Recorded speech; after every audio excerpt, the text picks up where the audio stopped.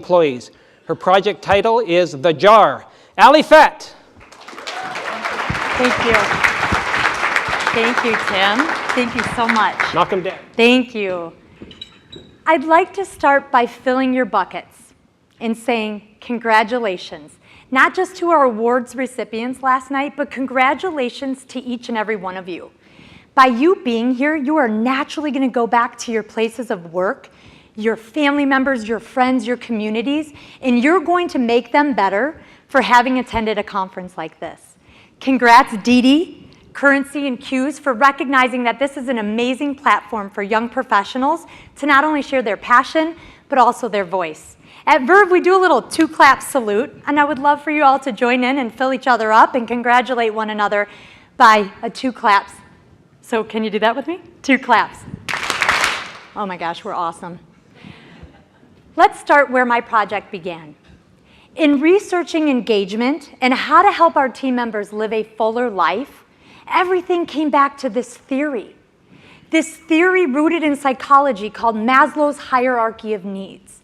It's a theory to help us understand each other's needs as humans. And Maslow suggests that we have this deep desire to reach a level of self-actualization, or our full potential. Those that reach that level are more engaged, they have a deep sense of empathy, they're more creative, have problem-solving skills, and overall are happier and more positive. The problem is only 15% of us reach that level. I think what's even more alarming is that this theory has been around for 75 years.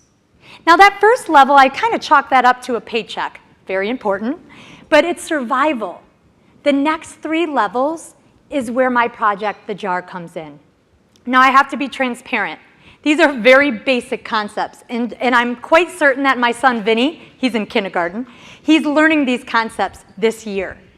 But as adults, they're not natural tendencies, and we often forget to practice them, to be intentional, or as we heard this morning, deliberative or deliberate in our practice. All right, so here goes. The jar itself reminds us to be transparent with one another, to be clear, to help each other grow. It also reminds us to look at situations from all angles before we make final decisions that impact our team members, our members, and our communities. The goalposts. They're a friendly reminder to give each other clear guidelines and effectively communicate with one another to produce great results.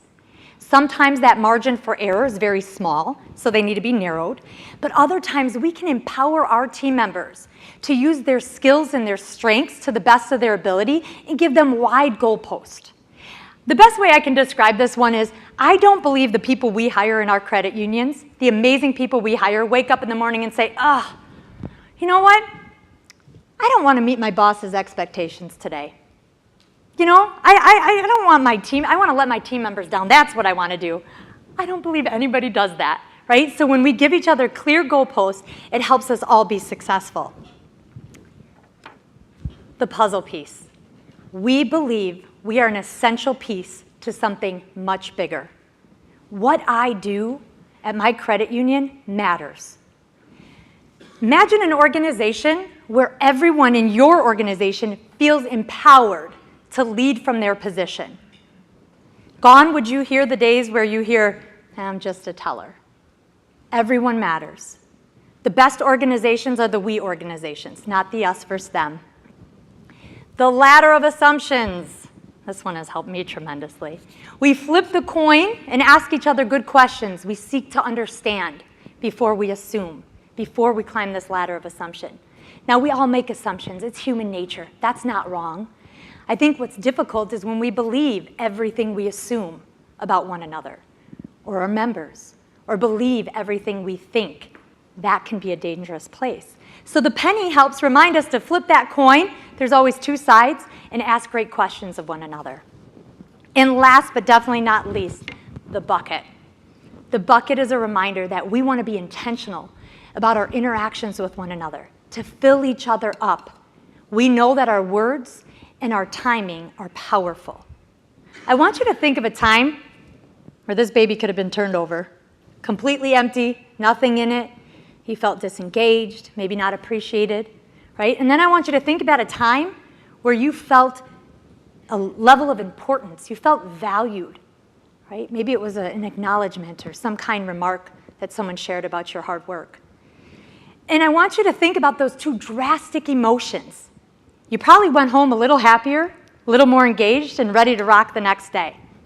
So again, these are basic concepts.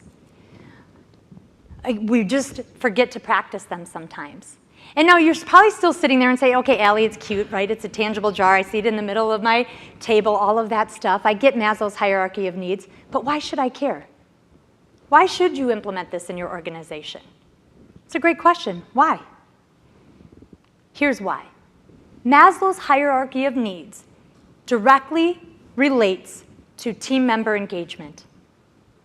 Team member engagement, we know as leaders, is a powerful thing. It delivers a lot, especially results. Here's a few. Organizations with fully engaged team members produce 4 times better financially. You heard that correctly. Organizations with fully engaged team members produce 4 times better financially. Who doesn't want to do that? I feel like that deserves a 2 claps. 2 claps? Yes, thank you. And here's the deal. Not only are they going to produce more for you financially, they're not going to leave you because they're 87% less likely to quit. And we know how tough it is to find great talent. So in conclusion, I believe, as I said earlier, that first level of Maslow's hierarchy of needs, that survival level, can be fulfilled with a paycheck most of the time.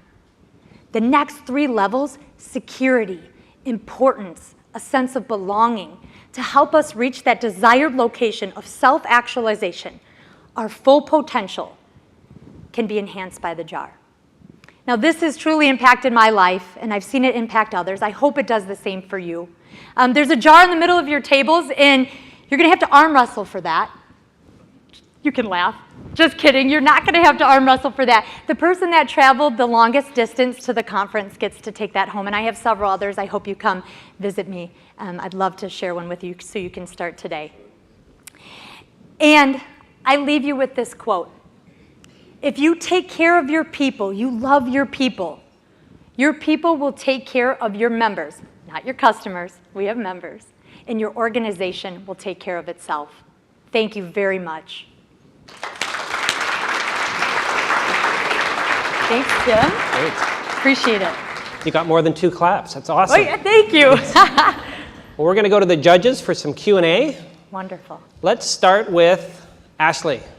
Thank you. Ashley. Congratulations, Allie, on Thank being you. a finalist.